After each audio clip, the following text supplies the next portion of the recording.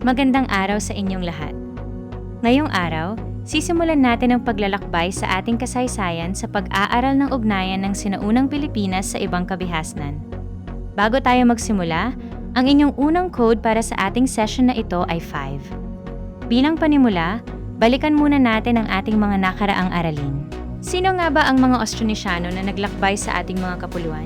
Paano nabuo ang ating mga imperyong maritima na nakadepende sa dagat?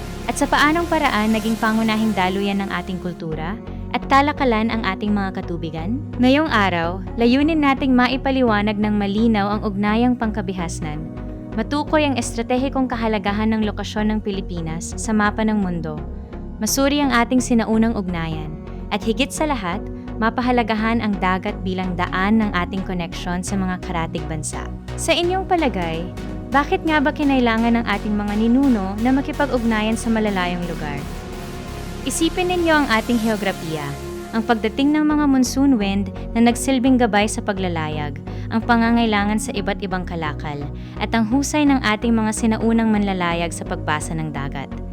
Ang ugnayang pangkabihasnan ay hindi lamang tungkol sa palitan ng mga produkto. Ito ay isang malawak na proseso ng migrasyon, pagpapalitan ng mga ideya, teknolohiya, paniniwala, at signing na nagpayaman sa ating pagkatao.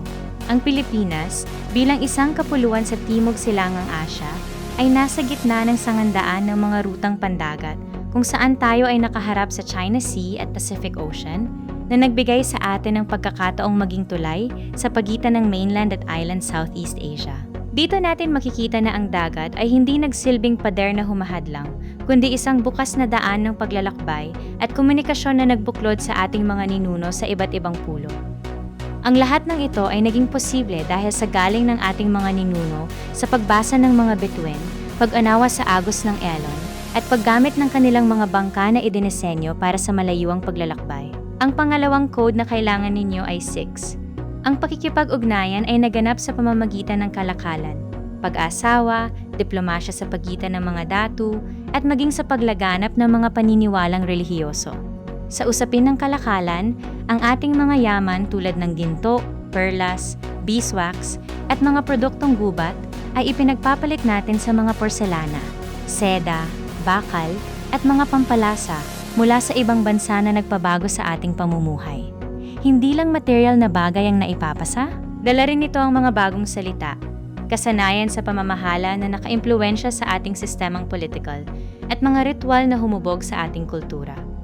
Ang pangatlong bahagi ng ating code ay 2. Ang pangunahing direksyon ng ating ugnayan ay nakatuon sa Timog Silangang Asya, China, at India na nagpayaman sa ating mga sinaunang pamayanan at ginawa tayong bahagi ng malawak na network ng kalakalan. Mahalagang tandaan na ang sinaunang Pilipino ay hindi pasibong tagatanggap. Tayo ay mga mapanuring tao na pumipili at nag-aangkop ng mga impluwensyang dayuhan para maging bahagi ng ating sariling natatanging pagkakakilanlan. Bilang buod, mahalaga ang ating lokasyon, ang dagat ay ating daan, at ang kalakalan ay nagdala ng pag-anlad na nagpayaman sa ating lokal na kalinangan. Ang huling code para sa ating session ay 9. Para sa ating huling gawain, kumpletuhin ang pangungusap tungkol sa ating ugnayan sa ibang kabihasnan at sagutin ang tanong, kung walang kasanayan sa paglalayag ang ating mga ninuno, paano kaya nagbago ang ating kasaysayan at ang ating pagkakakilanlan bilang mga Pilipino? Sa palagay mo ba ay mas pulido na ang takbo ng paliwanag nito para sa inyong klase?